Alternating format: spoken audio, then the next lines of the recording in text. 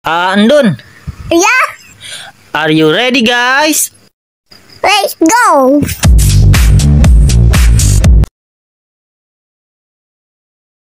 Assalamualaikum warahmatullahi wabarakatuh. Kembali lagi di channel Andun bersama Andun. Kalian pasti sudah tidak asing kan dengan anime ini? Ya, anime One Piece.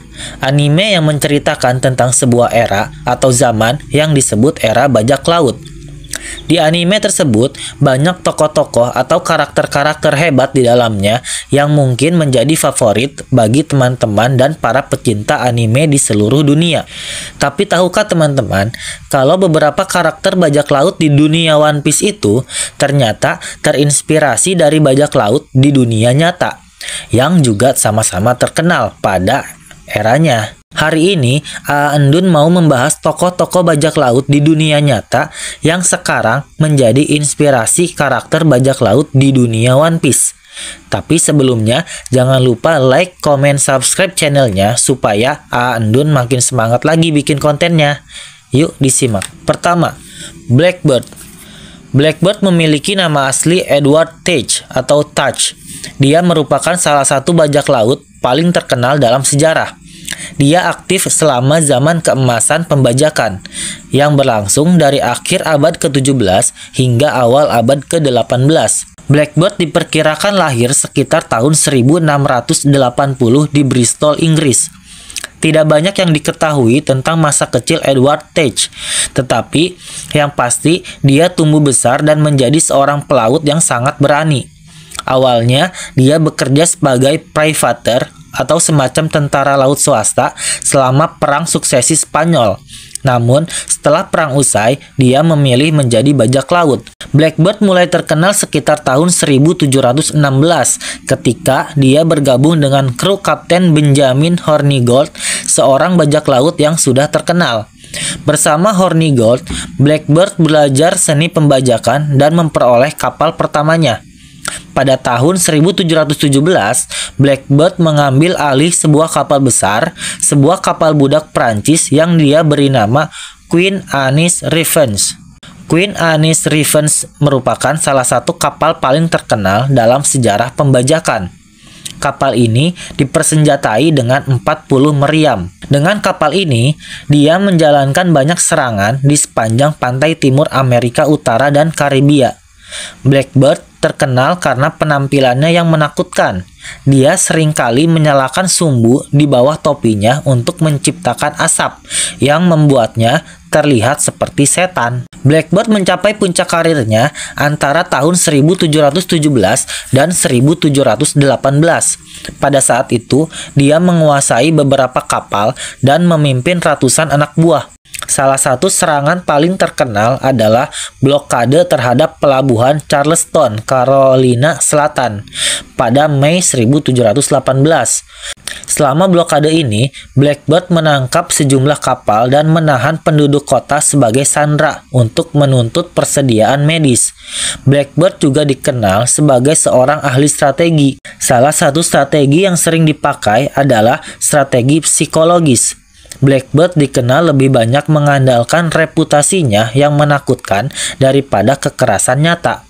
Dia seringkali berhasil menakut-nakuti musuhnya untuk menyerah tanpa perlawanan. Akhir dari kehidupan Blackbird terjadi ketika pada November 1718, Letnan Robert Maynard dari Angkatan Laut Inggris dikirim oleh Gubernur Virginia, Alexander Spotswood, untuk menangkap atau membunuh Blackbird. Maynard akhirnya berhasil menemukan dan menyerang Blackbird di perairan Ocracoke, Carolina Utara.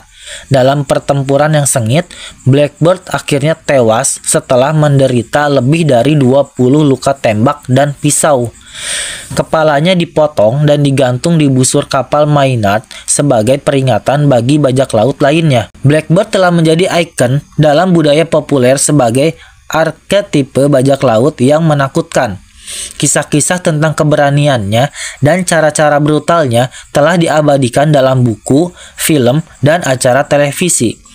Temuan arkeologis termasuk bangkai kapal Queen Anne's Revenge yang ditemukan tahun 1996 di lepas pantai Carolina Utara telah memberikan wawasan lebih lanjut tentang kehidupan bajak laut pada zaman keemasan pembajakan tersebut. Adapun fakta tambahan mengenai Blackbeard adalah kepemimpinannya yang cerdas.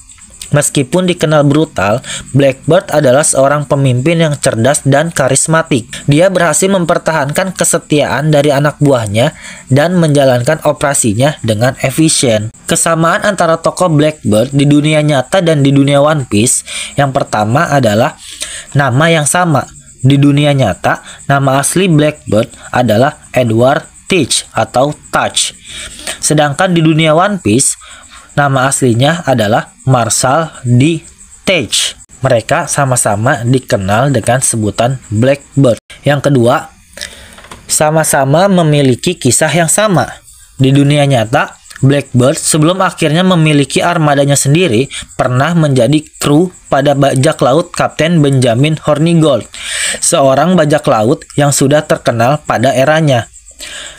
Sedangkan di dunia One Piece, Blackbeard sebelum akhirnya memiliki armadanya sendiri, pernah menjadi kru pada bajak laut Kapten Shirohige, seorang bajak laut yang juga sudah terkenal pada eranya. Yang ketiga, kekuatan dan pengaruh. Di dunia nyata, Blackbeard memiliki kapal besar dan kekuatan untuk mengendalikan lautan, membuatnya sangat ditakuti. Sedangkan di dunia One Piece, Blackbeard adalah salah satu karakter kuat dalam cerita, memiliki kekuatan dari dua buah iblis yang memberinya kemampuan luar biasa dan membuatnya sangat ditakuti di dunia One Piece. Keempat, karakteristik yang sama.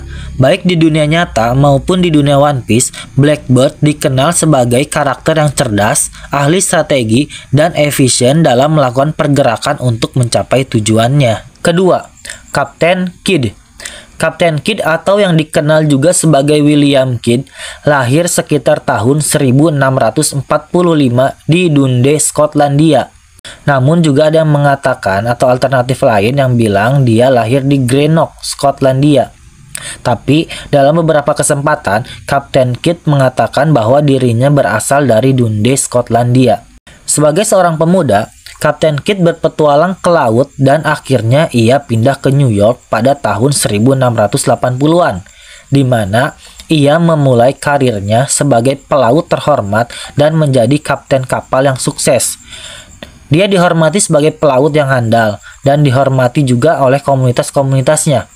Namun, kehidupan Kapten Kidd mulai berubah drastis ketika pada tahun 1695, Kapten Kidd diberi lisensi oleh pemerintah Inggris dan ditugaskan untuk menumpas pembajakan di Samudra Hindia. Dengan kapal Adventure Galley yang dilengkapi dengan 34 meriam, Kapten Kidd berlayar menuju perairan berbahaya untuk memburu dan menangkap bajak laut yang beroperasi di Samudra Hindia. Namun selama ekspedisi ini, Kapten Kidd terlibat dalam sejumlah insiden kontroversial. Kapten Kidd mulai menyerang kapal dagang, termasuk kapal-kapal yang seharusnya tidak menjadi targetnya. Salah satu peristiwa yang paling terkenal adalah penangkapan kapal Armenia, Quedagh Merchant. Tindakan ini membuatnya dianggap sebagai bajak laut oleh pihak berwenang Inggris. Kapten Kidd kemudian berlayar kembali ke Karibia dan akhirnya ke New York untuk mencoba membersihkan namanya. Namun, usaha ini gagal dan sia-sia. Kapten Kidd ditangkap pada tahun 1699 dan dibawa ke Inggris untuk diadili. Dia didakwa dengan berbagai tuduhan bajak laut dan pembunuhan seorang anggota awak kapal. Pengadilannya berlangsung pada tahun 1701 dan berakhir dengan hukuman mati. Kapten Kidd dieksekusi dengan cara digantung pada tanggal 23 Mei 1701 di Wapping, London. Eksekusinya diwarnai insiden ketika tali gantungannya putus pada percobaan pertama. Namun, akhirnya pada percobaan kedua, dia akhirnya dieksekusi dengan sukses. Tubuhnya kemudian digantung di Sungai Thames sebagai peringatan bagi bajak laut lainnya. Kisah hidup dan kematian dari Kapten Kidd ini meninggalkan warisan yang membingungkan antara Kapten Kidd ini sebenarnya adalah sosok pahlawan atau sosok bajak laut. Salah satu fakta unik tentang Kapten Kidd adalah bahwa lokasi harta rampasan bajak lautnya masih menjadi misteri hingga saat ini. Banyak orang masih mencari harta karun yang diyakini disembunyikan oleh Kapten Kidd di berbagai tempat di seluruh dunia, termasuk di pulau-pulau Karibia dan pantai timur Amerika Utara. Meskipun beberapa harta kecil telah ditemukan, harta karun utamanya tetap menjadi teka-teki yang belum terpecahkan. Kesamaan antara tokoh Kapten Kidd di dunia nyata dan di dunia One Piece. Yang pertama, sama-sama memiliki nama panggilan Kapten Kidd.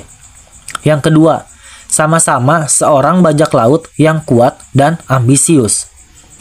Yang ketiga, sama-sama memiliki masalah atau kecewa dengan pemerintahan dunia. Dalam dunia nyata, dengan pemerintahan Inggris yang saat ini menjadi penguasa dunia. Sedangkan di dunia One Piece, Kapten Kidd kecewa dengan pemerintahan dunia atau world government. Ketiga, Anne Bonny. Sedangkan di dunia One Piece disebut dengan Jewelry Bonny. Anne Bonny adalah salah satu bajak laut wanita paling terkenal dari zaman keemasan pembajakan. Anne Bonny lahir sekitar tahun 1697 di Cork, Irlandia. Ayahnya adalah William Cormac, seorang pengacara internasional yang menikah atau memiliki hubungan di luar nikah dengan ibunya, bernama Mary Brennan. Mary Brennan adalah seorang pelayan rumah tangga. Untuk menghindari skandal, akhirnya ayah dari Bonny, William, pindah ke Amerika bersama dengannya, dan ibunya menetap di Charleston, Carolina Selatan. Anne Bonny dikenal sebagai wanita yang keras kepala dan berani. Pada usia remaja, ia menikah dengan seorang pelaut kecil bernama James Bonny. Namun, hubungan mereka tidak berlangsung lama karena Anne Bonny kecewa dengan James yang dianggap tidak ambisius. Mereka pindah ke Nassau di Kepulauan Bahama, pusat aktivitas bajak laut pada saat itu. Di Nassau, Anne Bonny bertemu dengan bajak laut terkenal, yaitu Calico Jack Rackham, yang akhirnya menjadi kekasihnya. Anne Bonny meninggalkan suaminya dan bergabung dengan kru bajak laut Rackham. Bersama-sama, mereka akhirnya mengarungi lautan Karibia, merampok kapal-kapal dagang yang berlayar di sana. Pada Oktober 1720, kapal Anne Bonny dan Rackham ditangkap oleh Angkatan Laut Inggris di Jamaika. Anne Bonny bersama dengan Mary Read atau bajak laut wanita lain yang sering menyamar sebagai seorang pria. Mereka bertarung dengan gagah berani dengan Angkatan Laut Inggris, namun pada akhirnya mereka berhasil dikalahkan dan ditangkap. Mereka diadili dan dijatuhi hukuman gantung. Namun, Anne Bonny dan Mary berhasil menunda eksekusi mereka dengan mengaku hamil. Mary akhirnya meninggal di penjara. Namun, nasib Anne Bonny setelah itu tidaklah jelas. Beberapa catatan mengatakan bahwa ayah Anne Bonny mungkin saja telah menggunakan pengaruhnya untuk membebaskannya. Namun, tidak ada catatan resmi tentang apa yang terjadi pada Anne Bonny setelah penangkapannya. Beberapa sumber mengatakan bahwa dia kembali ke Charleston dan hidup dengan tenang, menikah lagi dan memiliki anak-anak.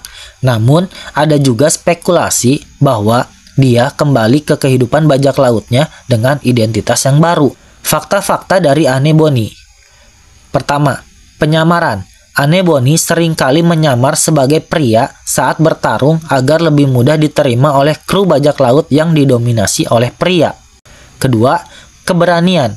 Anne Bonny dikenal sangat berani dan seringkali berada di garis depan dalam pertempuran.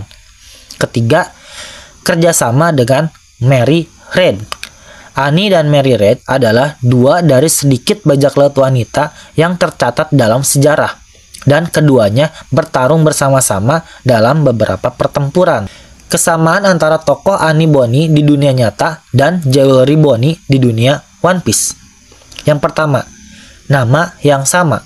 Di dunia nyata, namanya adalah Anne Bonny. Sedangkan di dunia One Piece, namanya Jewelry Bonny. Kedua, sama-sama bajak laut perempuan yang hebat. Terbukti di dunia One Piece pun, Jewelry Bonney itu diakui sebagai worst generation atau generasi terburuk. Ketiga, sama-sama memiliki orang tua yang terlibat skandal dan ayahnya memiliki pengaruh yang sangat besar di dunia. Dunia nyata, William Cornmarch adalah seorang pengacara hebat internasional, sedangkan di dunia One Piece, ayahnya adalah Tenryubito. Itulah beberapa kisah bajak laut yang namanya menjadi inspirasi bagi karakter-karakter bajak laut di dunia One Piece. Kalau kalian punya rekomendasi nama lain, boleh diketik di kolom komentar ya. Nanti akan kita bahas dalam video lainnya. Terima kasih sudah menyimak. Sampai bertemu di video-video selanjutnya. Bye-bye.